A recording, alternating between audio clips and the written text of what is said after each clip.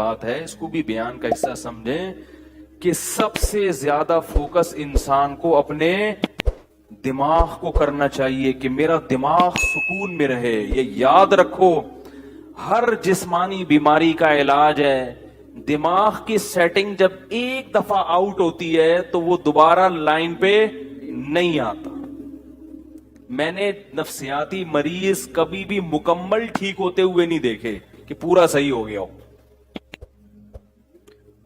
یہ بہت اہم بات ہے, اس کو نوٹ کر لیں. جو ذہنی مریض ایک دفعہ بن گیا, شاید لاکھوں میں کوئی ایک صحیح ہو جاتا ہے. اگر وہ صحیح بھی ہوتا ہے تو پورا صحیح نہیں ہوتا, تھوڑا سا پاگل رہتا ہے وہ. اور آپ دوسری یہ بات نوٹ کر لیں کہ پاگل تھوڑا بھی بہت ہوتا ہے. یہ بہت ہے, آپ اس کو مذاق نہ سمجھیں, یہ دین کا حصہ ہے. یہ بات ہے, پاگل تھوڑا سا بھی, بولو بھائی, بہت ہوتا ہے. پاگل میں تھوڑا بوڑا نہیں ہوتا. جو تھوڑا سا پاگل ہے وہ تھوڑا سا نہیں ہے, کسی بھی وقت کچھ بھی کہہ دے گا. تو اس لیے سب سے زیادہ حفاظت کس چیز کی کرنی ہے؟ دماغ. تو میں آپ کو دو چیزیں بتاتا ہوں جن کو اگر آپ ذہن میں رکھیں گے نا تو انشاءاللہ دماغ, یعنی جن چیزوں پر عمل کریں گے دماغ سیٹ رہے گا. نمبر 1, نیند میں کبھی کمی نہ ہونے دو. نہیں آ رہی بات یار بھائی, نیند کیا کرنی ہے؟ ایسی کی تیسی, جو مرضی کام اہم سے اہم رہ جائے, پہلے کیا ہے؟ نیند مکمل ہو. پہلے کیا کرنا ہے؟ نیند.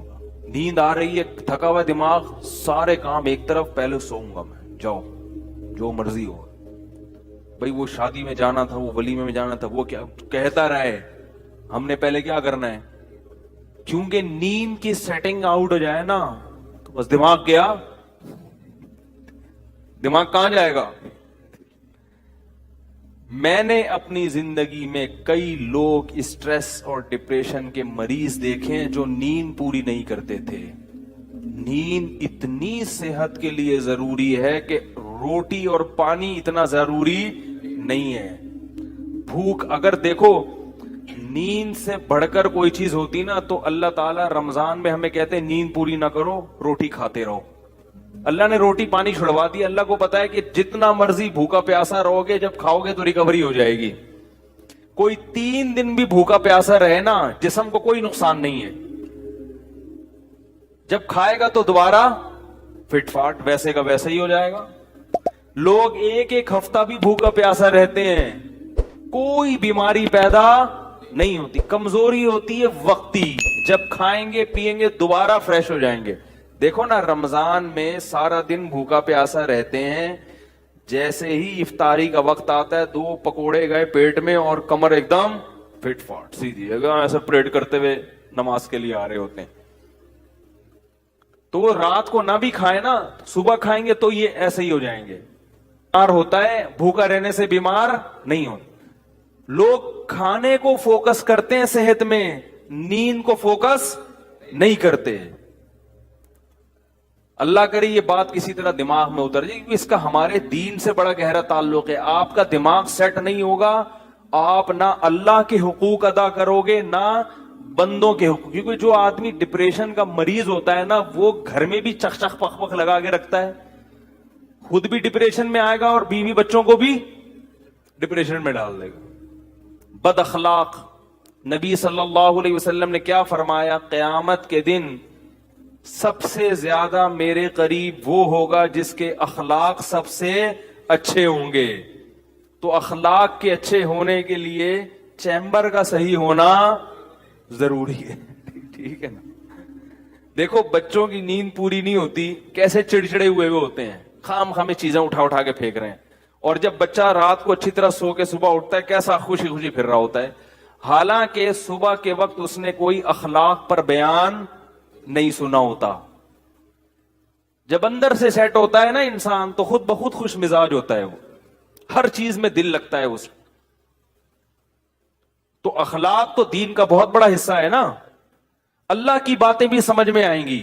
اگر چیمبر ٹھیک نہیں ہے نا تو کوئی اگر کہے کہ بھائی اگر نماز چھوڑ دو گے تو اتنے 1000 سال جہنم میں جلنا پڑے گا، تو آپ پہلے ہی جل رہے ہو، دماغ خراب ہے، بولے یار یہ پتہ نہیں کون سی شریعت ہے یار، ایک تو جہنم میں جلنا پڑے گا یار، اندر سے نا یہ ایسی ایسی باتیں کرے گا، کیونکہ اندر سے ویسے ہی خوش نہیں ہے، اوپر سے جہنم کی وعیدیں، تو اور اسٹریس میں آ جاتا ہے وہ کہ یار یہ کیا ہوا یار، ایک نماز چھوڑنے کو اتنے، یہ کیا ہوا یار، تو بجائے یعنی دین سے بھی دور ہوگا۔ تو پہلی چیز کیا ہو گئی؟ بولو بھائی، نیند۔ نیند پوری کرنے کا مطلب یہ نہیں ہے کہ پوستیوں کی طرح سویا کرو، یہ مطلب نہیں ہے۔ یہ کیا مطلب ہے وہ میں ابھی بتاتا ہوں۔ دوسری چیز کیا ہے؟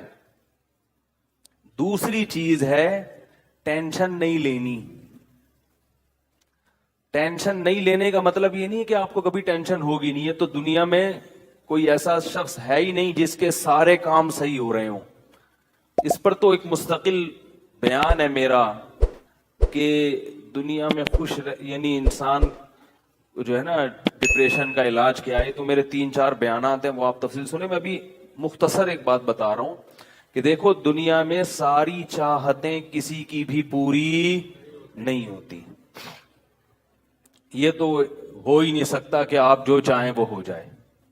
لوگ وزیر اعظم بنتے ہیں، جیل میں چلے جاتے ہیں، حقیقت ہے یہ۔ کہاں کہاں انسان پہنچتا ہے، پھانسی کے پھندوں پہ لٹک جاتے ہیں، اور معلوم نہیں کیا کیا ہوتا ہے۔ تو ساری چاہتیں نہیں پوری ہونے والی ہیں آپ کی۔ تو اب حل کیا ہے اس کا کہ بھئی ہر خواہش پوری کرو، یہ تو ہو نہیں سکتا، تو بھئی سمجھوتا کر لو۔ کیا خیال ہے؟ جب بھی کوئی مصیبت آئے، پہلے تو کوشش کرو مصیبت نہ آئے، اپنی حماقتوں ایسی کام نہ کرو جس سے ٹینشن والا معاملہ پیدا ہو۔ میں نے بتایا تھا نا جمعے کے بیان میں، لڑکیوں سے دوستی لگانا، یہ چیزیں آپ کی ٹینشن میں اضافہ کریں گی، کمی نہیں کریں گی، حقیقت ہے یہ۔ تو یہ کام، چرس پی رہا ہے، چرسیوں میں اٹھ رہا بیٹھ رہا ہے، چرس پینے سے ٹینشن بڑھتی ہے، کم نہیں ہوتی، جب نہیں ملے گی تو پاگل ہوگا نا۔ تو وہ کام، ایسے کام کرنا جس سے آپ غریب آدمی ہو لیکن رہنا آپ نے مالداروں کے علاقے میں شروع کر دیا، اس سے ٹینشن بڑھے گی، احساس کمتری کا شکار ہو جاؤ گے، یار اس کے پاس بھی گاڑی، یار اس کے پاس کرولا، میرے پاس رکشا، خام خواہ کی۔ تو آپ کو چاہیے تھا کہ جب آپ رکشا ہے تو ایسے علاقے میں جاؤ جہاں سب کے پاس کیا ہے؟ رکشا ہے،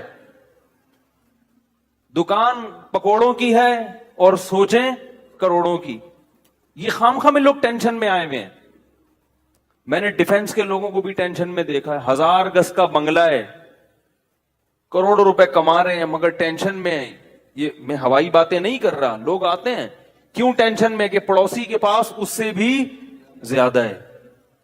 تو یہ ٹینشنیں قدرت کی طرف سے نہیں ہیں، یہ آپ کی اپنی پالی ہوئی ہیں۔ تو نبی حدیث میں نبی صلی اللہ علیہ وسلم نے فرمایا، دنیا میں ہمیشہ اپنے سے کمتر کو دیکھو۔ یار میرے پاس رکشا ہے اور فلاں آدمی قسطوں پہ بھی رکشا خریدنے کی صلاحیت نہیں رکھتا، سڑکوں پہ فٹ پاتھوں پہ پڑے ہوئے ہیں۔ 3 دن پہلے صدر گیا میں تو دیکھا فٹ پاتھ پہ لوگ پڑے ہوئے ہیں۔ میں نے کہا یار یہ بھی لوگ ہیں، نہ گھر ہے نہ بال بچے۔ ایک کنوارے کا فون آیا، ایسے جیسے وہ نہیں ہوتی، کیا بولوں میں، ایسے طنز کر رہا تھا، کہہ رہے یار کوئی رشتہ ہی نہیں دیتا، یہ زندگی کوئی زندگی ہے۔ تو میں نے سوچا، میں نے کہا دیکھو وہ جو صدر میں فٹ پاتھ پہ پڑے ہوئے ہیں نا، ان کو کوئی دے گا رشتہ؟ میں نے کہا تمہیں ابا نے گھر میں رکھا ہوا ہے، روٹی پانی پنکھا سب مل رہا ہے، دعا کرتے ہیں اللہ کوئی انتظام کر دے۔ نہیں کر رہے تو ان لوگوں کو دیکھو جن کو روٹی پانی بھی نہیں مل رہا۔ تو اپنے سے کمتر کو دیکھا جائے دنیا کے معاملے میں، اس سے آپ احساس کمتری کا شکار نہیں ہوں گے۔ تو ٹینشن ختم کرنے کی ایک بہت بڑی ذریعہ یہ ہے کہ اگر پھر بھی کوئی مصیبت آ گئی تو تقدیر کا سوچا جائے کہ جو چیز مقدر میں ہے وہ ٹل نہیں سکتی، اور دنیا مسافر خانہ ہے، یہاں اگر ٹینشن ہے تو وہ بھی عارضی، یہاں کی خوشی بھی عارضی۔ ایک آدمی کے بچے بچھڑ گئے, طلاق ہوئی میاں بیوی میں, بیوی بچوں کو لے گئے فرار. اب وہ میرے پاس آیا, ایسے بیچارہ, ظاہر ہے بچے تو یاد آتے ہیں, ایسے اس کی حالت خراب, سٹریس. تو میں نے کہا کیس کرو عدالت میں. کہہ رہے عدالت میں کیس سے کوئی فائدہ نہیں ہے, نہیں ملیں گے بچے. بہت میں نے حل بتائے, یہ کر لو, تمام حل ناکام. میں نے کہا پھر یوں کرو. کیا کرو؟ مٹی ڈالو. میں نے کہا ڈاکٹر عافیہ صدیقہ کا سوچو, وہ عورت ہے, جیل میں ہے, اپنے بچوں سے دور ہے, مزید اولاد بھی نہیں ہو سکتے اس کے. تو میں نے کہا تمہارا, اگر تمہیں جیل میں ڈال دیا جائے نا ابھی, تو تم کہو گے چلو بچے نہ ملیں لیکن جیل سے تو باہر آؤں, یہی سوچو گے نا. اس کا سوچو کہ وہ ایک عورت ذات ہے, کئی سالوں سے جیل کے اندر پڑی ہوئی ہے, اور عورت کے لیے بچوں سے جدائی وہ بہت زیادہ مشکل ہے, مرد تو برداشت کر لیتا ہے. تو میں نے کہا اب جو چیز بس میں نہیں ہے اس پہ غم کرنا فضول, مٹی ڈالو ایسے, اور شادی کرو اور مزید نئے بچے پیدا کرو. جب ادھر دوسری اولاد آئے گی تو ادھر سے ذہن آپ کا ہٹ جائے گا. کہتے ہیں لوگ تانے دیں گے, بچوں کو بھول گیا. میں نے کہا لوگوں کے پاس فالتو ٹائم بہت ہے, ٹھیک ہے نا, وہ تانے دیتے رہیں گے, لوگوں کے تانوں کی پرواہ مت. جب ایک چیز آپ کے بس میں نہیں ہے تو اس پہ سوچنا کیسا. یہ بھی ایک بہت بڑا نسخہ ہے سکون کا, کہ جو چیز آپ کے اختیار میں نہیں ہے اس کے بارے میں سوچنا بند کر دو. دیکھو نوح علیہ الصلوۃ والسلام اپنے بیٹے کی ساری زندگی تربیت کرتے رہے, مگر وہ کافر نکلا. آخری وقت میں نوح علیہ السلام کو اپنے بیٹے پر کتنا پیار آیا کہ میری کشتی میں سوار ہو جا. بیٹا کہتا ہے سآوی الی جبل یعصمنی من الماء, میں پہاڑ پہ چڑھ جاؤں گا جو مجھے پانی سے بچا لے گا. پیغمبر کو اپنی اولاد سے بہت محبت ہوتی ہے, بہت زیادہ ہے, جیسے یعقوب علیہ السلام کو تھی نا اپنے بیٹے سے.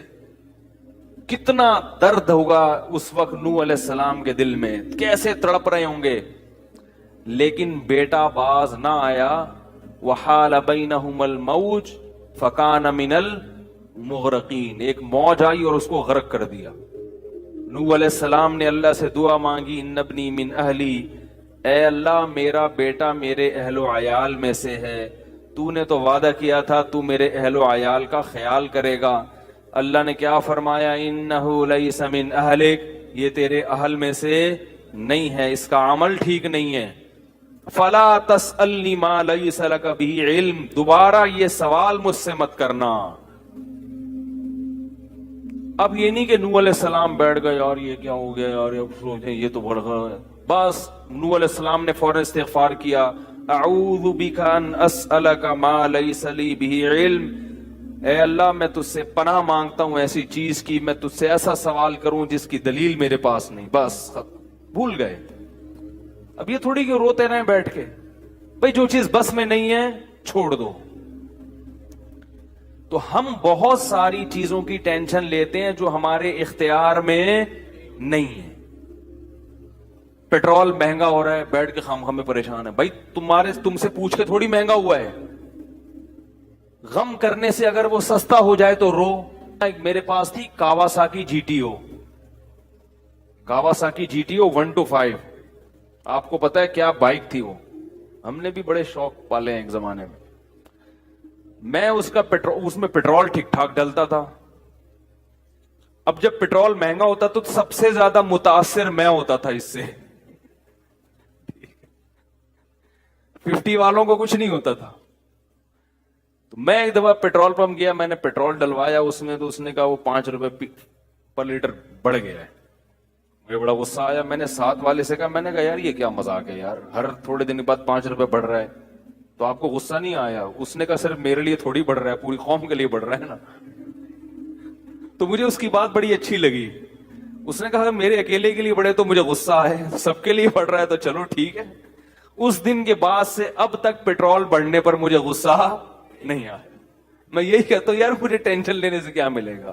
100 روپے لیٹر بڑھ جائے, زیادہ زیادہ یہ ہوگا, بہت زیادہ بڑھے گا تو گاڑی بیچ دو. بھائی نہیں ہمارے کنٹرول سے باہر ہو گئی ہے, گاڑی بیچ دو, دوبارہ آ جاؤ. ٹیکسی پہ آ جاؤ پھر بھی ہے تو پھر رکشے پہ آ جاؤ، پھر چنچی پہ آ جاؤ، پھر پیدل ہو جاؤ. جو چیز اختیار میں نہیں ہے اس کی ٹینشن لینا حماقت ہے. بات آ رہی ہے سمجھ میں؟ اسی طرح یاد رکھو اولاد کی تربیت کا معاملہ ہے.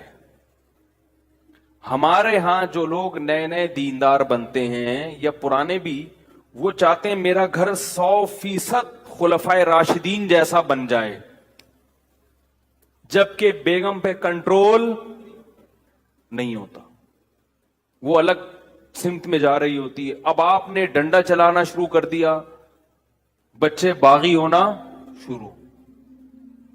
وہ بجائے دین پہ آنے کے ابا کو مکھنچو سمجھنا شروع کر دیتے ہیں اور بغاوت پھیلتی ہے. تو بھائی آپ اعتدال سے تربیت کی کوشش کرو. ہو گئی ٹھیک ہے، نہیں ہوئی ہم سے نہیں سوال ہوگا، ہم جو کر سکتے تھے ہم نے کر لیا. تو ہم نے نا بہت ساری چیزیں، یہ ہو رہا ہے معاشرے میں غلط، یہ ہو رہا ہے، وہ والے وہ جماعت کیوں آ گئی، وہ جماعت کیوں آ گئی، وہ فلاں فرقہ کیوں بڑھ رہا ہے، یہ والے کی کم ہو رہے ہیں، وہ زور سے آمین کیوں کہہ رہے ہیں، وہ آہستہ آمین کیوں کہہ رہے ہیں، ٹھیک ہے نا، وہ رفع الیدین کیوں کر رہا ہے، وہ رفع الیدین کیوں نہیں کر رہا. میرا ایک اصول ہے، میں جب کسی ٹاپک پر بیان کرتا ہوں تو مجھے جب بھی کوئی ایسے اختلافی مسائل پر بیان ہوتا ہے نا تو اکثر لوگوں کے پھر واٹس ایپ پہ میسج آنا شروع ہوتے ہیں، آپ نے جو یہ بیان کیا اس میں یہ والی بات، حالانکہ اس بات کا جواب اس میں موجود ہوتا ہے. تو میں پھر مزید جواب نہیں دیتا، میں کہتا ہوں پورا بیان سنیں. وہ پھر جواب بھیجتے ہیں کہ ہم نے پورا بیان سنا ہے. میں کہتا ہوں دوبارہ سنیں. کہتا ہے سنا تو ہے، مجھے جواب نہیں ملا، جبکہ مجھے پتا ہوتا ہے جواب اس میں ہے. میں کہتا ہوں پھر تیسری بار دوبارہ سنیں، کیونکہ اس سے زیادہ کہ ہم مکلف نہیں. اب یہی تھوڑی کہ ایک ہی چیز کو لے کے پھر وہی جواب وہی جواب وہی سوال وہی جواب. پبلک کے پاس تو ٹائم ہے، وہ تو کرتے رہیں گے اور آپ کی صلاحیتیں بیکار ضائع ہوتی رہیں گی. بھائی ہم جب ایک ٹاپک پر بات کی، پورا کور کیا اس کو، مجھے اچھی طرح معلوم ہے آپ کے ان تمام سوالات کا جواب اس میں موجود ہے. اب بار بار سوال کرو گے تو ہم نئے سرے سے جواب دے کے ٹائم ضائع. یہ ٹینشن ہے خامخواہ کی کیوں پالیں؟ ٹینشن پتہ ہے کیا ہوتی ہے؟ ٹینشن یہ ہوتی ہے کہ یار اتنی تفصیل سے میں نے بیان کیا پھر بھی لوگوں کی سمجھ میں نہیں آ رہا، ہائے یہ کیا یار، یہ کیا ہے. اس سے آپ خامخواہ میں آپ کے سر کے بال غائب ہوتے رہیں گے. تو ہم یہی کہیں گے اے اللہ ہم سے جو ہو سکا تھا ہم نے کر دیا. اب سمجھ میں آنا سمجھانا کس کے بس میں ہے؟ اللہ کے بس. نبی کی بات سب کی سمجھ میں نہیں آئی، اور اللہ تعالیٰ نے نبی کو کتنی تسلی دی ہیں قرآن میں. نبی کو بار بار کہا کہ آپ جو سمجھا رہے ہیں پھر بھی یہ نہیں سمجھ رہے تو ٹینشن نہ لیں. کیوں؟ نبی کو اگر زیادہ ٹینشن ہوگی تو کام کون کرے گا؟ قرآن میں سینکڑوں آیتیں ہیں جو صرف تسلی پر مبنی ہیں، جن میں نبی کو کیا دی جا رہی ہے؟ تسلی. لعلک باخع نفسک علی آثارہم، کہیں ایسا نہ ہو کہ ان کی ہدایت کے پیچھے آپ کی جان ہی ہلاک ہو جائے، یعنی غم سے. کیونکہ نبی صلی اللہ علیہ وسلم حیران ہوتے تھے کہ ان کو میں نے معجزے بھی دکھا دیے اور میں نے بتایا کہ یہ بت ہیں جن جو نہ سن سکتے ہیں، نہ دیکھ سکتے ہیں، نہ بول سکتے ہیں، ہر طرح سے سمجھا دیا. ٹھیک ہے. اور میری 40 سالہ زندگی بھی انہوں نے دیکھی کہ زندگی میں کبھی میں نے جھوٹ نہیں بولا، امین اور صادق مشہور ہوں. اور یہ پیغمبروں کا انتظار بھی کر رہے تھے کہ ایک نبی آنے والا ہے. سب چیزیں ہو گئیں پھر بھی نہیں مان رہے، تو ٹینشن تو ہوتی ہے نا. تو قرآن نبی کو کیا کہہ رہا ہے کہ مزید ٹینشن لیں؟ نہ قرآن ٹینشن کیا کر رہا ہے؟ کم. نہ ٹینشن نہ لیں، ٹینشن نہ لیں. ما انت علیہم بمسیطر، آپ ان پر نگہبان نہیں ہیں، داروغہ نہیں ہیں، گن پوائنٹ پہ نہیں لائیں گے آپ کسی کو، آپ سے سوال نہیں ہوگا. آپ بلغ ما ارسل الیک من ربک، آپ کا کام ہے پہنچانا. یہاں تک کہ اپنے سگے چچا ایمان نہیں لے کر آ رہے جنہوں نے آپ کو پالا بچپن سے. چلو وہ تو دشمن تھے، وہ ایمان نہ لائیں تو انسان صبر کرتا ہے، یہ تو دشمن ہے. اپنے سگے چچا جنہوں نے بچپن میں پالا، کفالت کی آپ کی، 3 سال رسول اللہ صلی اللہ علیہ وسلم کا بائیکاٹ کیا ہے قریش نے, کھانا پینا بند کر دیا, شعب ابی طالب کی گھاٹی میں بند کر دیا بنی ہاشم کو, کہ ان کا 3 سال تک کوئی لنک نہیں ہوگا ان سے, تاکہ یہ رجوع کریں اپنے دین سے. ابو طالب بھی آپ صلی اللہ علیہ وسلم کے ساتھ اس گھاٹی میں بند ہوئے, ایمان نہیں لائے مگر اپنے بھتیجے کا ساتھ دیا. اتنے اچھے چچا لیکن ایمان نہیں لائے. کیسا نبی کا دل کڑتا ہوگا, ہوگا کہ نہیں ہوگا؟ موت کے وقت آ کے نبی نے کہا کہ ایک دفعہ کلمہ پڑھ لیں تاکہ قیامت کے دن آپ کی بخشش کر سکوں, سفارش کر سکوں, آپ کی اللہ سے بخشش کی دعا کر سکوں. کیسا دل مچلتا ہوگا نا. ابو طالب کو خیال آیا کلمہ پڑھنے کا. قریش کے جو سردار تھے انہوں نے ابو طالب کو دیکھنا شروع کر دیا کہ کلمہ, کتنا غصہ آیا ہوگا نبی کو ان سرداروں پہ کہ میرا چچا جس نے میری اتنی کفالت کی, مجھ سے اتنی محبت کی, آج وہ میرے سامنے جہنم کی آگ میں داخل ہو رہا ہے اور یہ کمبخت کھڑے ہوئے اس کو ورغلا رہے ہیں. ابو طالب نے چند اشعار کہے کہ اگر مجھے یہ ڈر نہ ہوتا کہ عرب کہیں گے کہ ساری زندگی اسلام نہیں لایا, موت کے وقت موت کے ڈر سے باپ دادا کا دین چھوڑ دیا, یہ ڈر نہ ہوتا تو آئے محمد آج میں تیری آنکھیں کلمہ پڑھ کے ٹھنڈی کر دیتا. لیکن اس کو انہوں نے غیرت کا مسئلہ بنا لیا کہ میں مروں گا تو سردار کہیں گے کہ یہ ایک زبان والا نہیں ہے. زبان تبدیل کر لی انہوں نے, کرنا تھا تو پہلے ایمان لاتا نا, اب کیوں؟ اور وَلَقَدْ عَلِمْتُ بِأَنَّ دِينَ مُحَمَّدٍ مِّن خَيْرِ أَدْيَانِ الْبَرِيَّةِ كُلِّهَا, مجھے یقین ہے کہ محمد جو میرا بھتیجا دین لے کر آیا ہے تمام دنیا کے دینوں میں سب سے افضل ہے. لَوْلَا الْحِذَارُ لَوْلَا الْمَلَامَةُ أَوْ حِذَارُ مَصَبَّةٍ, اگر ملامت کا خوف یا لوگوں کے برے بلے کہنے کا خوف نہ ہوتا تو آج میں اپنے بھتیجے کی آنکھیں ٹھنڈی کر دیتا. کیسا دل کوڑا ہوگا میرے بھائی, کیسا, جس کو جہنم کی آگ کا یقین ہے اور ان کو معلوم ہے کہ میرا چچا جہنم کی آگ میں داخل ہونے والا ہے, کیسا تڑپ رہے ہوں گے. اور ابو طالب کی آنکھیں بند ہو گئیں. نبی صلی اللہ علیہ وسلم اتنے غم زدہ ہوئے, اللہ نے پھر کیا دی؟ تسلی کی آیتیں کہ ٹینشن نہ لو.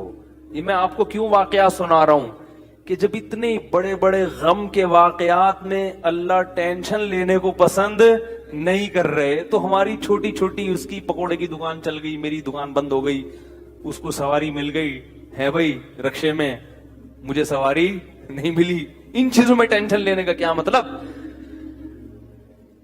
بہت مشکل ہے یار, کیا کریں یار. ہماری ٹینشن یہی ہوتی ہے نا یار, سیٹنگ وہاں چل رہی تھی, ابا نے رشتہ وہاں طے کر دیا, یہ کوئی ٹینشن کی چیز ہے؟ ٹینشن تو وہ ہے جو نبی کو ہوئی تھی, یہی ٹینشن ہے آج کل. تو نبی کو کس قدر غم ہوا ہوگا, غیرت بھی ہے نبی میں, حیا بھی ہے, محبت بھی ہے, لیکن اللہ کیا کہہ رہے ہیں؟ ٹینشن نہ لیں. کیوں؟ وہی اصول جو میں نے آپ کو بیان کیا کہ جو چیز اختیار میں نہیں ہے اس پر ٹینشن نہیں لینی چاہیے. انک لا تہدی, یہ آیتیں نازل ہوئی, من احببتا ولکن اللہ یہدی من یشاء, اے محمد جس سے آپ محبت کرتے ہیں اس کو ہدایت دینے کے مالک نہیں ہے. محبت الگ چیز ہے, ہدایت ہمارے ہاتھ میں ہے, آپ کے ہاتھ میں نہیں ہے. اب اگر نبی اسی غم کو لے کے بیٹھے رہتے تو کہاں سے دعوت اور تبلیغ کا کام ہوتا؟ آپ صلی اللہ علیہ وسلم سے حضرت عائشہ نے پوچھا کہ ابو طالب جو اتنی خدمت کرتا تھا آپ کی, کرتے تھے اور اتنا کچھ انہوں نے کیا, تو کیا یہ نیکیاں قیامت کے دن کام آئیں گی؟ آپ نے فرمایا ہاں. کتنا کام آئیں گی کہ جہنم کے نچلے طبقے سے اللہ اٹھا کے اوپر والے طبقے میں لے آئے گا, اور پاؤں میں صرف آگ ہوگی مگر اس سے دماغ ایسے کھولے گا جیسے ہانڈی. ابو طالب پورے جہنم کی آگ میں نہیں ہوں گے, صرف ان کے پاؤں جہنم کی آگ میں ہیں. اس سے پتہ چلتا ہے کافر کی نیکیاں کام تو آتی ہیں مگر عذاب کم کرنے میں, عذاب ختم کرنے میں نہیں بھی ہم دیکھتے ہیں کہ دنیا میں بہت کچھ غلط ہو رہا ہے، دلائل کے انبار لگا دو پھر بھی لوگ نہیں مانتے، اور فرقواریت، ایک دوسرے پہ تان و تشنی، گھریلو حالات میں گڑبڑ، تو اس میں اگر آپ ٹینشن لینا شروع کر دو گے تو پھر سوائے ڈپریشن کی گولیوں کی ایک نئی ٹینشن لگ جائے گی. جس دن گولی نہیں کھائی اس دن عجیب سا ہو گیا. ڈپریشن کا مریض کو جس دن گولی نہ ملے وہ خود گولی کی طرح بن جاتا ہے. وہ پھر کئی لوگوں کو گولیاں کھانی پڑتی ہیں اس سے بات چیت کے بعد. تو اس لیے میرے بھائی 2 چیزیں یاد رہیں گی، ایک نیند اور دوسرا ٹینشن جتنا ہو سکے. پھر بھی اللہ کی طرف سے ہوتی ہے، ایسا نہیں ہے کہ ناممکن ہے 100% ہی ختم ہو جائے، یہ تو ممکن نہیں ہے، لیکن بہت سی چیزیں خود مسلط کی ہوئی ہیں. رہا مسئلہ نیند کا، اب یہ ٹاپک پورا چینج ہو گیا تو میں مکمل ہی کر دوں. نیند کا مطلب یہ نہیں ہے کہ پوستیوں کی طرح ٹھیک ہے پڑے رہو کہ بھئی مفتی صاحب نے بیان کیا کہ سونا بہت ضروری، سو رہے ہیں اٹھ ہی نہیں رہے. سمجھ رہے ہو؟ یہ مطلب نہیں ہے. جیسے کھانا اس وقت فائدے مند دے گا جب بھوک لگ رہی ہے، اور اتنا کھانا فائدے مند دے گا جتنی بھوک ہے. زیادہ کھاؤ گے تو طاقت اور توانائی نہیں آئے گی، پھٹو گے. جیسے کہ لوگ پھٹ رہے ہیں، فلاں ایک دھماکے کے ساتھ پھٹ گئے، خبریں آتی رہتی ہیں، بیٹھے بیٹھے پھٹ گئے. رگیں پھٹ رہی ہیں نا. تو نیند کا مطلب یہ ہے کہ گہری نیند حاصل کی جائے، چاہے وہ تھوڑی دیر کی ہو. سمجھ رہے ہو؟ اب اس پہ باقاعدہ ٹائم لینڈر والے نا ایک سلیپ مینجمنٹ کرواتے ہیں، وہ میں نے کی بھی ہے سلیپ مینجمنٹ کی، اگرچہ میرا بھی اس پر پورا عمل ہے نہیں، لیکن بہرحال کی بھی ہے وہ میں نے. تو سلیپ مینجمنٹ ایک وہ کر لے تو اچھا ہے ٹائم لینڈر والوں کے پاس جا کے. ورنہ اس کا خلاصہ یہ ہے کہ آپ رات کو جلدی سوئیں اور صبح جلدی اٹھیں. سمجھ رہے ہو؟ رات کی جو تھوڑی نیند ہے وہ دن کی زیادہ نیند سے بہتر ہے. ایک کام تو یہ. دوسرا، دن میں لازمی سوئیں. یہ جو صبح سے لے کے رات تک کا وقت ہے یہ بہت لمبا ہوتا ہے، لوگ اس دوران سوتے نہیں ہیں، اس لیے ہر وقت تھکے تھکے سے رہتے ہیں. ابھی دیکھو میں کتنا فریش لگ رہا ہوں آپ کو کہ نہیں لگ رہا؟ کیونکہ میں دوپہر کو سویا ہوں. دوپہر کو آپ اگر سو جاؤ آپ رات 12 1 2 3 بجے تک فریش رہو گے، فٹ فاٹ، ایسا دماغ سیٹ رہے گا آپ کا. تو قیلولہ جو ہے نبی صلی اللہ علیہ وسلم نے فرمایا قیلو فإن الشیطان لا تقیل، قیلولہ کرو، شیطان قیلولہ نہیں کرتا. اب غیر مسلموں نے بھی یہ شروع کر دیا ہے قیلولہ. چائنا میں پوری قوم دوپہر کو سونے لگی ہے. تو دوپہر کو لازمی سونا ہے. اب لوگ یہ کہتے ہیں ایکچولی ہمارے مسائل گئے، بولو میں سوؤں گا، جاؤ جو مرضی کرنا ہے. آفس میں اگر سونے کا ٹائم نہیں ملتا، مسجد میں نماز پڑھو تھوڑی دیر کے لیے وہیں لیٹ جاؤ، اور موبائل بند کر دو. لوگوں سے کہو چپ کر کے تھوڑی دیر چپ بھی کر دیا کرو. ہر وقت کیا کر رہے ہو آپ؟ سونے کے لیٹو گے نا اور بھائی دوسرا دوست آ جائے گا، وہ بھی آپ کے ساتھ ہے سونے کے لیے، پھر گپ شپ شروع کر دے گا. بولے گا یار تھوڑی دیر سونے دو، آنکھ بند ہونے دو، اٹھ کے تسلی سے باتیں کریں گے. آفس کا ٹائم ہے نا، باتیں کرنے کے لیے تو ہے. مسئلہ یہ ہوتا ہے کہ سونے کے لیے لیٹتے ہیں تو باتیں کر رہے ہیں. تو بھائی باتیں، موبائل بند. شیطان کہے گا کوئی ایمرجنسی کال نہ آ جائے. بولو اس سے زیادہ ایمرجنسی میرے لیے کچھ بھی نہیں ہے کہ مجھے اس وقت کیا کرنا ہے، سونا ہے. دوپہر کو آدھا گھنٹہ 1 گھنٹہ، یعنی اس پر نہیں ہے کہ دورانیہ کتنا لمبا ہو، اس پر ہونا چاہیے کہ نیند چاہے 10 منٹ کی گہری نیند کی علامت ہے خواب آنا شروع ہو جائے. کوئی خواب آ گیا نا تو سمجھو کہ گہری نیند ہے. تو گہری نیند ہونی چاہیے، تھوڑی دیر کی ہو لیکن نیند گہری ہو، سب بالکل فریش ہو جاؤ گے آپ. اور رات کا بھی ایسا ہی ہے، یہ جب لیٹے ہو اچھا یہ لوگ کہتے ہیں کہ ہم لیٹتے ہیں تو نیند نہیں آتی، تو جب ایک روٹین ہوگی نا سونے جاگنے کی تو پھر نیند آنا انشاءاللہ شروع ہو جائے گی۔ نیند ایک عجیب چیز ہے کہ جب آپ کی روٹین ہونا تو پھر روٹین پہ تو چند دن پرابلم ہوگی۔ البتہ وہ لوگ جن کے کاموں کی کوئی ترتیب ہی نہیں ہے، یعنی وہ تو کام ایسے ہیں کہ وہ شیڈول بن نہیں پاتا ان کا، تو پھر ان کے لیے یہ سیٹنگ نہیں ہے، ان کے لیے کہ پھر جب موقع ملے سو جاؤ، لیکن دوپہر کو ان کے لیے بھی سونا ضروری ہے۔ تو سونے کو کریں اور گہری نیند ہونی چاہیے، اور رات کے وقت چائے نہ پیئیں، اس سے نیند خراب ہوتی ہے۔ کافی، چائے، گٹکے، پان، یہ سب نیند کو ختم، نسوار یہ نیند کو ختم کر دیتی ہیں ساری چیزیں۔ تو کہاں سے کہاں بات چلی گئی۔ ہمارے ایک دوست تھے، نیند نہ ہونے کی وجہ سے دل کے مریض بن گئے وہ۔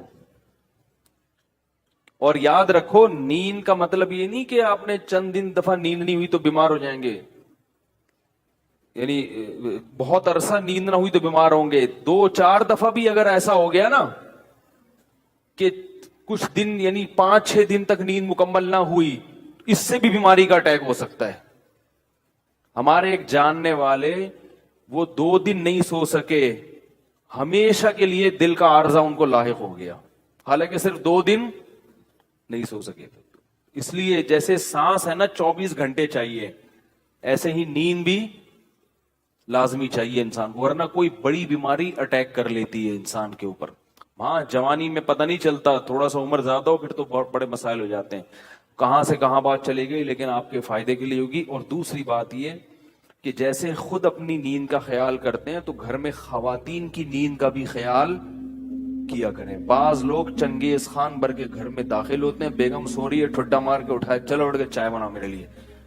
اب وہ بیچاری اٹھ گئی تو اس کی نیند ختم ہو گئی، کیونکہ ایک دفعہ جب انسان اٹھ جائے تو پھر دوبارہ نیند آنا مشکل ہوتا ہے۔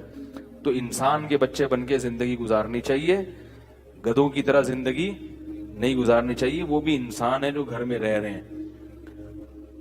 نبی صلی اللہ علیہ وسلم جب تہجد کے لیے اٹھتے تھے نا تو اتنی آہستہ خاموشی سے اٹھتے تھے کہ گھر والوں کو کی آنکھ نہ کھلے۔ اور یہ بھی میڈیکل سائنس کہتی ہے کہ خواتین کو نیند کی ضرورت مردوں سے زیادہ ہے، یعنی خواتین کو ذہنی سکون کے لیے جو نیند کا ڈیوریشن ہے وہ مرد سے، یعنی ان کو زیادہ سونا پڑتا ہے مرد کی نسبت۔ مرد کو اللہ نے بنایا طاقتور، وہ تھوڑی نیند میں بھی فٹ فاٹ ہو جاتا ہے۔ عورت کو اللہ نے بنایا کمزور، اس کو فٹ فاٹ رہنے کے لیے نیند زیادہ چاہیے۔ سمجھائیں یار۔ اور یہ بھی ذہن میں رکھو کہ 7-8 گھنٹے کی نیند صحت کے لیے ضروری نہیں ہے، یہ بہت زیادہ ہے۔ ٹائم پہ ہو تھوڑی ہو، وہ اس 8-9 گھنٹے کی نیند سے بہتر ہے جو بے وقت ہو۔ اور ایک آخری بات یہ بھی کہ جب کھانا کھاتے ہیں نا اس کے تھوڑی دیر بعد سونا، یہ سب سے بہترین ٹائم ہے۔ کیا یار، کیا کتنی اہم معلومات دے رہا ہوں آپ کو میں۔ بھائی نیند کا سب سے بہترین ٹائم کیا ہے؟ کھانا کھانے کے آدھے گھنٹے بعد۔ رات کا کھانا آپ نے کھایا، تھوڑا واک کرو، اور پھر یہ جو کہتے ہیں نا کھانا کھانے کے 2-3 گھنٹے بعد، ایسا نہیں ہے۔ ہوگی لوگوں کی تحقیق، ہماری تحقیق یہ نہیں ہے، کیونکہ جب آپ کھانا کھاتے ہیں شوگر لیول ہائی ہوتا ہے، آپ کو غنودگی آتی ہے۔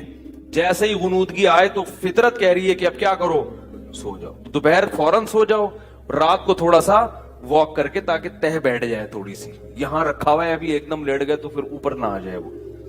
تو رات کو جب آپ نے کھانا کھایا ہلکا پھلکا، کیونکہ شریف لوگ ہیں، کھایا کھانا، تھوڑی سی واک کی، ایک دم تھوڑی طبیعت بوجھل ہونا شروع ہوگی تو اس وقت فوراً سو جاؤ۔ اگر اس وقت نہیں سوئے، اس بات کا امکان ہے کہ نیند غائب ہو جائے گی اور کھانا ہضم بھی نہیں ہوگا۔ نیند سے بہتر کوئی ہاضم نہیں ہے۔ دیکھو قدرت کبھی غلطی نہیں کرتی، فطرت جو ہے نا کبھی بھی گڑبڑ نہیں کرتی۔ فطرت کا ایسا خاندانی سیٹ اپ ہے نا ہماری باڈی میں، فطرت جو کام کرا رہی ہے نا وہ وہی کام اس وقت کرنا آپ کے لیے بہتر ہوتا ہے۔ کھانا کھا کے نیند آتی ہے کہ نہیں آتی؟ تو یہ خام خمیں نہیں آتی، کیونکہ اللہ کو معلوم ہے کہ اب کھانے کے لیے، ہضم کرنے کے لیے سونا ضروری ہے، لہذا اللہ چاہتے ہیں کہ آپ سو جائیں تو نیند فطرت مسلط کر دیتی ہے اور آپ سوتے نہیں ہیں. آپ کہتے ہیں ابھی تو کھایا ہے ہم نے, ابھی کیوں سوؤں, ابھی تو ہمارا جاگنا شروع ہوا ہے. کیونکہ سارا جو بلڈ کا سرکولیشن ہے وہ معدے کی طرف جاتا ہے, دماغ اوپر سے کیا ہو جاتا ہے, خالی.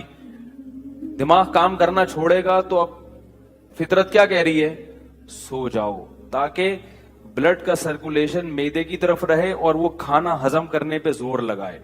تو اس وقت آپ جب کھانا کھا کے آدھا پونا گھنٹہ بعد سو گے, نیند بھی خاندانی آئے گی, 3-4 گھنٹے گہری نیند سو کے اٹھ جاؤ, بالکل فٹ فاٹ فریش فاش ہو جاؤ گے آپ. ایسا مزہ آئے گا. وہ اس کا فائدہ یہ بھی ہوگا کہ وہ سارا کھانا جزو بدن بنے گا, وہ انرجی آپ کی اسٹور ہو جائے گی. سمجھائیں اللہ کے بندو, انرجی کیا ہو جائے گی, اسٹور. پھر جب اٹھو گے نا, جسم میں طاقت بھی ہوگی, فریش بھی ہوگے, پھر اپنے کاموں میں لگ جاؤ. سمجھ میں نہیں آ رہی میرا خیال ہے. پھر اگر تھک گئے, پھر غنودگی آنا شروع ہوئی, تو دوپہر کو قیلولہ کرنا ہے. اس سے پہلے یہ نہیں کہ پھر سو جاؤ. باقاعدہ جو لیٹنے والا سونا ہے وہ 2 ٹائم ہونا چاہیے. لیٹ کے سونا, ایک رات کو 3-4 گھنٹے گہری نیند والا, اور ایک دن میں قیلولہ. اس کے بعد اگر درمیان میں کہیں نیند آتی ہے نا, جیسے کیونکہ یہ بھی بڑا لمبا, آپ سو گئے رات کو 10 بجے گہری نیند, 11, 12, 1, 2 بجے اٹھ جائیں آپ, 4 گھنٹے بہت ہیں. گہری نیند میں 4 گھنٹے, 2 بجے اٹھیں, غسل کریں, فریش ہو جائیں, فٹ فاٹ ہو جائیں, اپنے کاموں میں مشغول, لیپ ٹاپ لے کے بیٹھ جائیں, تہجد پڑھیں, تلاوت کریں, کچھ نہیں تو اچھلیں کودیں. ٹھیک ہے نا. اب سونے کا کیا فائدہ بھائی, کیونکہ زیادہ سونا بھی نقصان دہ. اب آپ دوپہر سونا ہے نا, تو درمیان میں وقت بہت لمبا ہے. اب اگر آفس میں کہیں نیند آ رہی ہے تو پھر 5 منٹ کے لیے بھی کہیں سر رکھ کے سو جائیں گے نا, وہ بہت زیادہ فریش کر دے گا آپ کو. یہ تجربہ کریں, آپ کو مزہ نہ آئے پیسے واپس. آپ دیکھو آپ کا ٹائم اتنی کم ڈیوریشن ہوگا نیند کا, باقی سارا ٹائم کام کے لیے بچے گا اور ہر وقت فریش رہیں گے آپ. یہ باتیں بتانے کے لوگ 50-50 ہزار روپے لیتے ہیں, جو میں آپ کو فری پھوکڑ میں بتا رہا ہوں. سمجھ رہے ہو, ایک بندے سے لیتے ہیں, جو فری پھوکڑ میں بتا رہا ہوں میں. اور یہ باتیں بھی ہم نے پیسے دے کے سیکھی ہیں, فری میں نہیں ملی ہم کو. سمجھ میں آ رہی ہے بات. 3-4-24 گھنٹے میں آپ بمشکل 5 گھنٹے سو گے, لیکن ہر وقت فریش نظر آؤ گے آپ, اور صحت اچھی ہوگی, کولیسٹرول ختم ہو جائے گا, ویٹ کم ہو جائے گا آپ کا. سمجھ رہے ہو. تو جب درمیان میں نیند آئے نا, تو لیٹ کے نہیں سونا, ایسے سونا ہے جیسے گورنمنٹ کے آفیسر دفتروں میں سوتے ہیں, پولیس والے جیسے تھانے میں سوتے ہیں. وہ باقاعدہ لیٹ کے نہیں, وہ ہر وقت ایسے منہ پہ ٹوپی رکھ کے سو رہے. FIR کٹوانے جاؤ تو خراٹے لے رہے ہوں گے, اٹھانا پڑا. مجھے اچھی طرح یاد ہے, میں ایک جگہ کہیں گیا سفر پہ, کام بہت زیادہ تھا, تو اب دن رات سے جاگے 10 بجے نا ہم کلاس لے رہے تھے کہیں, بہت سخت نیند آنے لگی.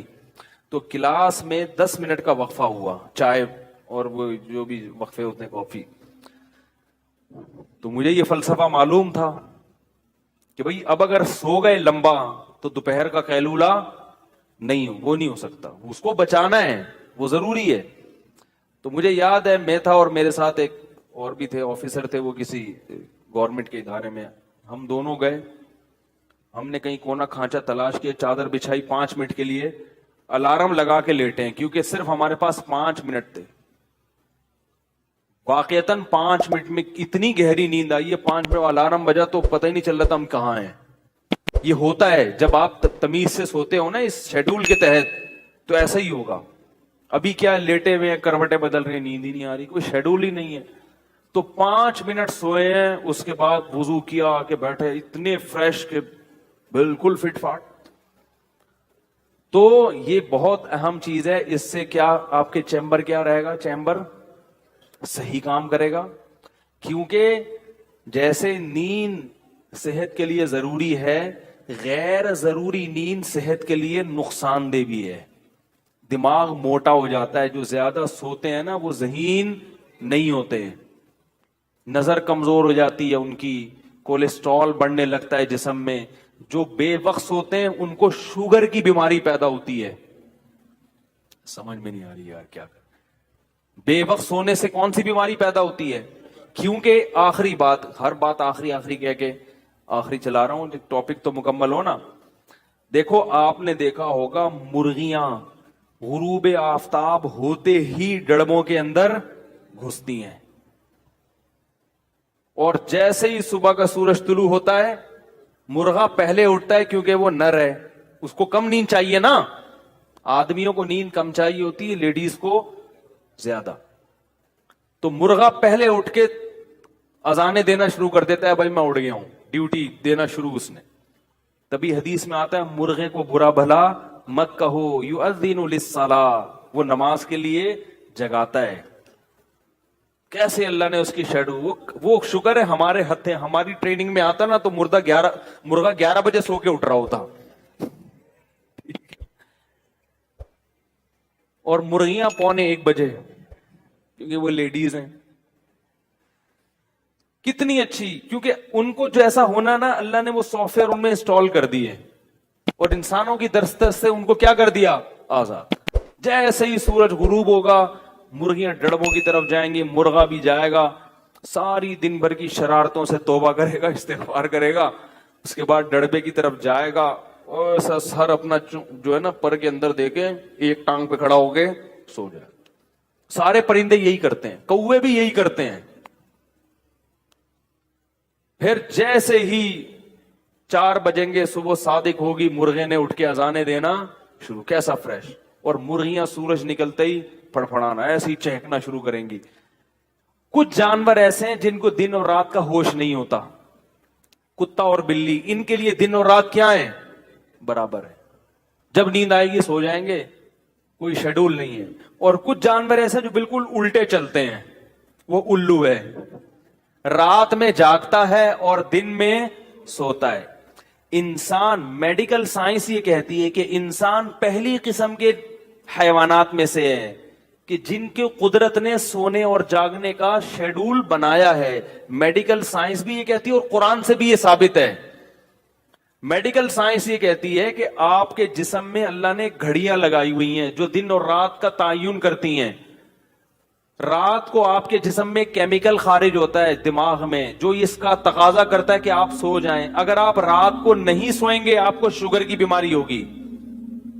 ہمارے ایک جاننے والے تھے، شوگر کے بچنے کی ہر ممکن کوشش کی مگر پھر بھی شوگر ہو گئی.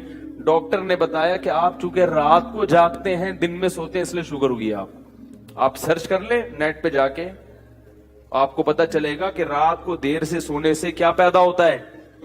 بلی رات کو دیر سے سوئے گی، شوگر نہیں ہوگی، کیونکہ بلی ان حیوانات میں داخل نہیں ہے جن کا انسان کا شیڈول اللہ نے بنایا ہے. میڈیکل سائنس سے بھی اور قرآن بھی کہتا ہے، اس سے قرآن کا بھی برحق ہونا ثابت ہوتا ہے کہ جعل لکم اللیل لباسا والنہار معاشا، اللہ نے دن کمانے کے لیے اور رات سونے کے لیے بنائی ہے. اور رات 12 بجے پیک پہ ہوتی ہے. ہم نے رات کی ڈیفینیشن ہی چینج کر دی. ہمارے یہاں رات 3 بجے شروع ہو رہی ہے. رات کا مطلب عشاء کا وقت رات داخل ہو گئی، اور 12 بجے رات اپنی انتہا پر ہوتی ہے.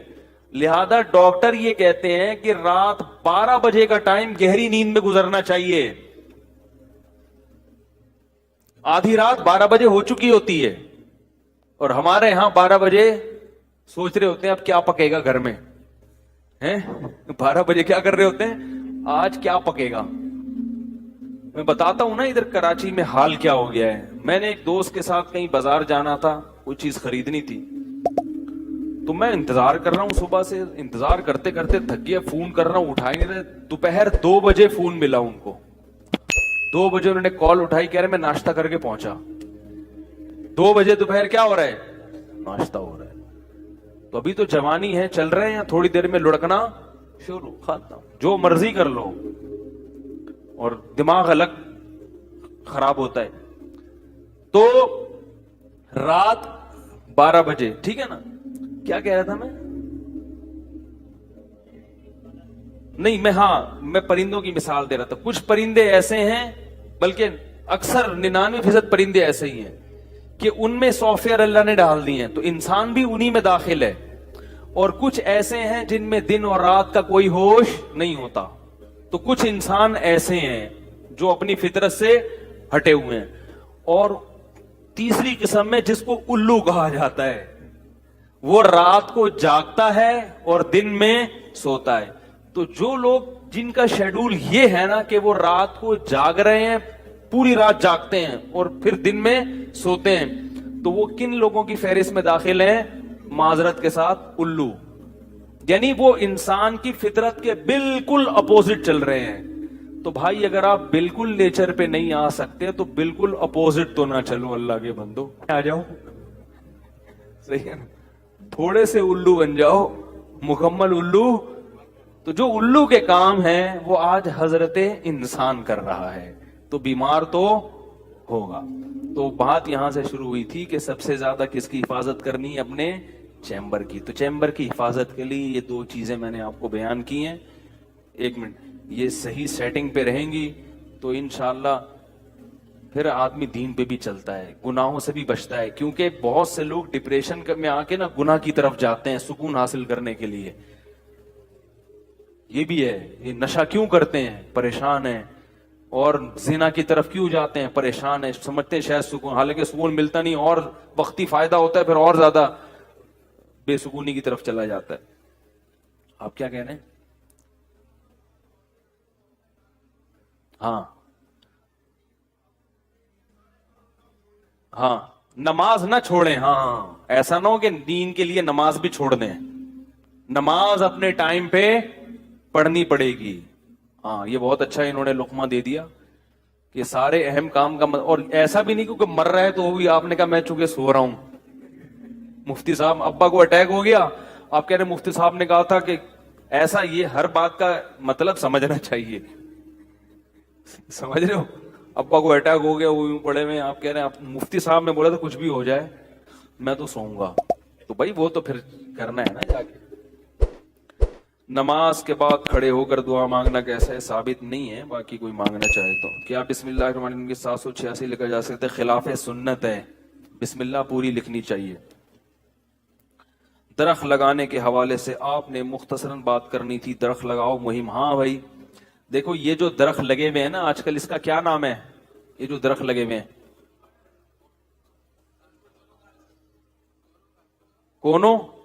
کونو کارپس. اس درخت کے بارے میں بہت منفی خبریں آ رہی ہیں. ایک صاحب نے کہا کہ میں نے ابھی یہ درخت اپنے گھر کے سامنے سے کٹایا ہے تو سانس بحال ہوا ہے ان کا. مجھے نہیں پتا, کوئی ممکن ہے اس کی متضاد خبریں بھی آ رہی ہیں. بعض کہہ رہے ہیں نہیں یہ ایسا نہیں ہے, یہ درخت کوئی نقصان دہ نہیں ہے. بعض کہہ رہے ہیں نقصان دہ, لیکن جو مشکوک چیز ہے اس کو چھوڑ دینا چاہیے. تو اس لیے میری رائے یہ ہے کہ جب ایک چیز میں شبہ پیدا ہو گیا, اتنے اچھے اچھے درخت ہیں ان کو لگاؤ نا, اس کو کاٹ دیں. میں نے بھی مسجد والوں سے کہا ہے کہ یہ درخت جو مسجد میں لگے ہوئے ہیں ان کو کٹوا دیں. درخت سب سے بہتر جو فضا کے لیے ہے وہ ہے نیم کا درخت. تو نیم کا درخت زیادہ سے زیادہ لگائیں. ہوا کے لیے, فضا کے لیے نیم کے درخت سے بہتر کوئی درخت نہیں. سفیدے کا جو درخت ہے وہ بھی نقصان دہ ہے. سفیدے کا درخت ٹنوں پانی زمین سے نکال کے ہوا میں پھینک دیتا ہے. زمین میں میٹھا پانی ویسے ہی کم ہے, اور اتنے درخت سفیدے کے لگا دیے پنجاب میں, جگہ جگہ لگے ہوئے ہیں. تو کیا کر رہے, کہیں سیم زدہ زمین ہو تو سمجھ میں آتا ہے.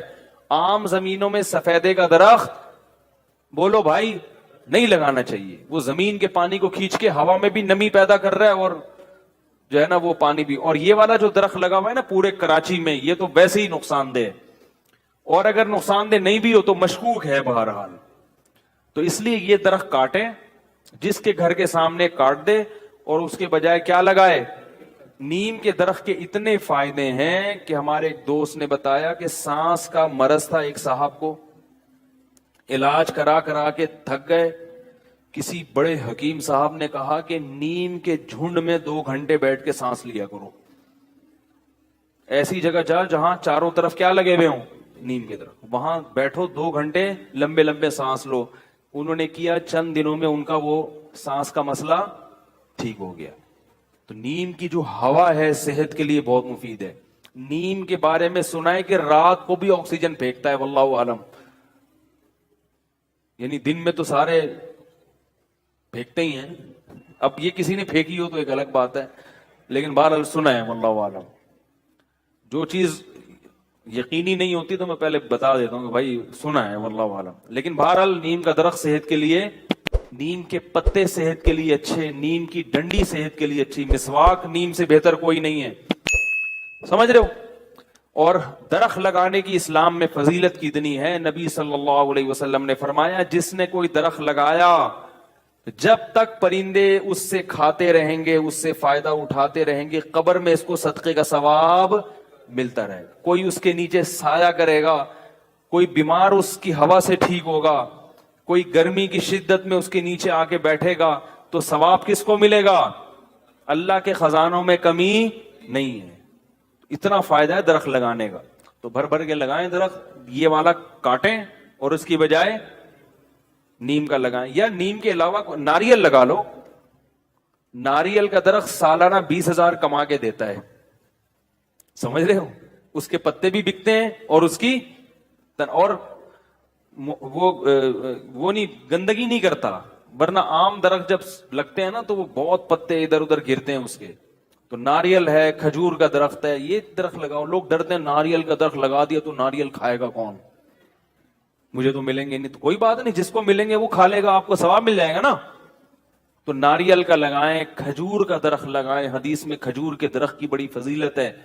نبی نے فرمایا کھجور کا درخت، روایت کا مفہوم پیش کر رہا ہوں، ہر چیز کھجور کی استعمال میں آتی ہے انسان کی. سمجھ رہے ہو؟ تو یہ درخت لگائیں زیادہ زیادہ.